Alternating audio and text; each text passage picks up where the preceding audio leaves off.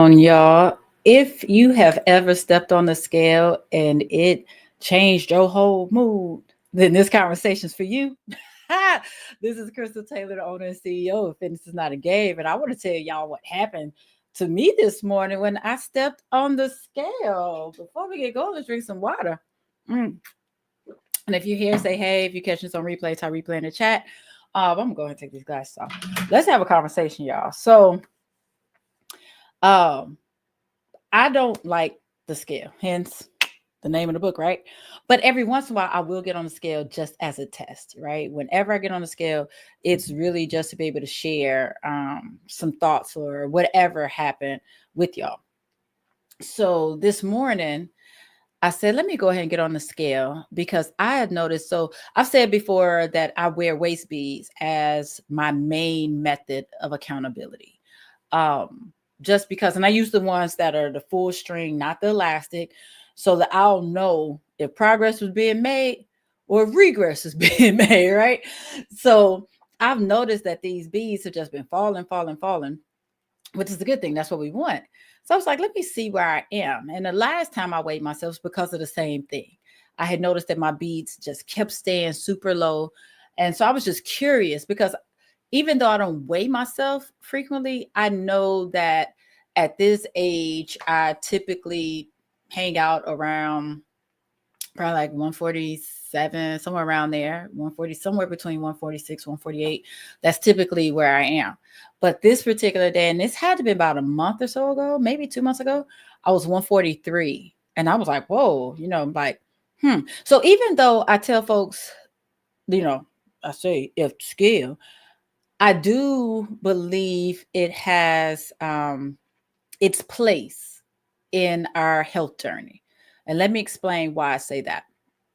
What I don't like is the obsession with the scale telling you whether you've made progress or not, right? If you're doing right or not, if whatever. But it is a good indicator if there are things you may need to watch, right? If you drop weight drastically, if you gain weight drastically, things like that, right? And because I know that there are a number of people in my family with diabetes, when I saw the weight loss, I was like, got a little nervous about it. But then at the same time, I was also working, right? So I was putting, I'm very consistent with my work. I saw the good stuff. Anywho, let's fast forward to today. So that was like about a month or so ago. So I said, hey, I see these beads are dropping again. So let me just get on the scale because I'm curious, because I knew it was going to be a topic of conversation. I was just going to have with my clients, but I was like, may as well bring it to y'all too. But I got on there, and this time I was 148.8, right? So basically 149. And I was like, and I sort of laughed. I was like, okay. And it wasn't, let me tell you why. The reason why I said, oh, okay, was because what I know is that me getting smaller, and I say smaller because I noticed my beads are dropping. I noticed that the pants I had on yesterday felt a little baggy. So me getting smaller, but my weight going up, I'm like, oh, I'm rebuilding my muscle. That means that I'm building more muscle and burning more fat, which is what I want. But I thought about it and I said, how many people would freak out or stress out if they saw that they had gained 5 pounds? And let me know if that's you. Because somebody may have heard me say I gained 5 pounds. I'm like, clutch my purse. But let's be clear, a couple things. Yes, I gained 5 pounds, but I basically went back to my normal weight with maybe an extra pound or two or whatever. So that's one thing to remember. But two, again, it's about the real deal goal.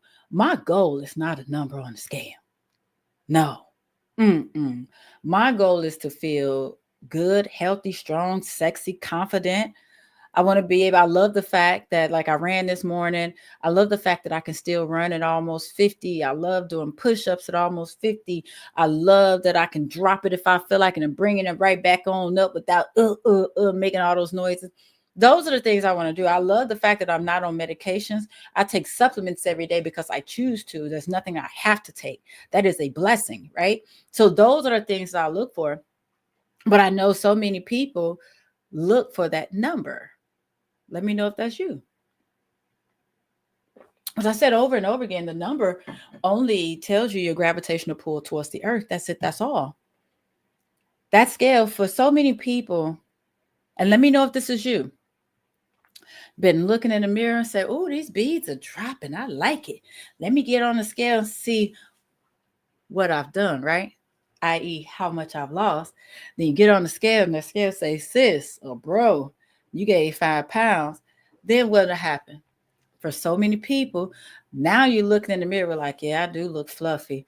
Yeah, I do look this. You start beating yourself up because that scale told you gained weight. But that scale don't tell you nothing else. It don't tell you nothing else. It didn't tell you that those beads drop. The scale didn't tell you that those pants are looser. The scale didn't tell you that you got more definition in your arms. The scale is not telling you any of that. So why would we give so much weight, no pun intended, to the doggone scale? And I just had to have somebody need to hear this message. And if that's you, type of me in the chat. That is why I wrote the book.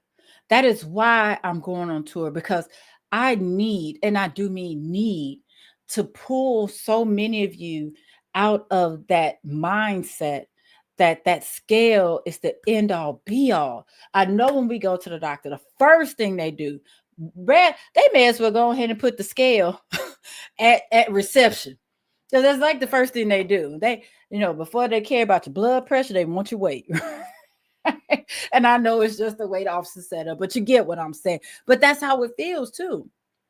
You're walking into this doctor's office, and the first thing you know is how much you weigh.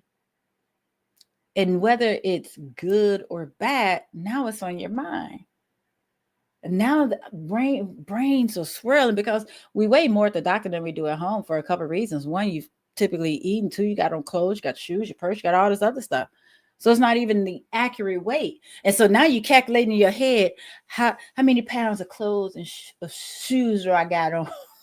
What can I calculate? The nurse tired of waiting on you because you got to put your coat away. You got to hang up your purse. You got to take off your shoes, all that good stuff. Come on. So that's why I'm doing it. So because I want us to pull away from that and say, yeah, that number may be higher, but man, the rest of the let's talk about the rest of the doctor's office. What about when they check your blood pressure and it's 100 over 70? Come on now. When your A1C is 5.4, right? What about those numbers? Those are the things we want to hear. Those are the things we should be going for. But we'll let that number on the scale mess up everything else. So for that, I guess I'm coming on with a sense of gratitude to have pulled away or learned and reprogram myself away from stressing over that number, because that could have easily taken me out. And so, like I said, I'm coming on to you to talk to you today, so that in case that number jumps or increases for you, to make sure it doesn't take you out. Because when it takes you out, what are we doing? Punishing ourselves? Whether it's by depriving ourselves of food or exercising more, whatever it is, because we feel like we've done something wrong because the number went up on a device. But you feel better. You know you look better. You have more energy. You're sleeping better. Your skin looks better. All of these things, you could focus more at work. All of these things, you know these things, but that number is jacking you up. So that's why the book was needed. That's why this tour is needed, so that I can get in the room with y'all. So you can feel this energy, so I can feel your energy, so I can answer your questions to help you step away from that and show you how to be more consistent on your journey. No matter what that number on the scale says, right? Even understanding that consistency does not mean perfection. Understanding that the yo-yoing that you've been doing is because you haven't found what works for you. You're not lazy. You're not unmotivated. You just haven't found or even had the support to create the lifestyle that works for you. So that's why we're doing this tour, so we can have an in-person 2-hour workshop to help you create the plan that's going to keep you in the game and get you sustained, get those sustainable results, right? Help you stay consistent without worrying about that device, because that thing can throw you off. So that was on my heart to share this morning, because I legit laughed when I saw the increase. Because I was like, oh, I can't wait to tell my clients about that, because I meet with them every Saturday morning. But then I was like, somebody else needs to hear this too. I don't know who it was or who it is, but my ancestors told me to come on and talk to y'all. So if this was for you, again, you're welcome. If you are in or near Dallas, St. Louis, or Atlanta, I hope you will come visit me. For everybody who comes to the tour, you get a free copy of the book. I'll give you a copy of the book. Plus, we get some live coaching, and you get to meet some other dope women who are looking for that same community of women who they're to support. So go to fthescalemovement.com, grab your ticket, grab your spot. Spaces are extremely limited in each city, because I like to have a good, intimate conversation. I want you to feel comfortable being able to open up and have those conversations without feeling like you're in a big old town hall and you don't know who's there. So if you want to come, make sure you grab your spot, make sure you share with your people, tell them to come with you, because what I absolutely know is that we increase our chances of success drastically when we do it with someone that we know and love. So, all right, y'all, that's all I wanted. Quick combo. Crystal Taylor, owner and CEO of Fitness Night Game. But yeah, it was just funny to me.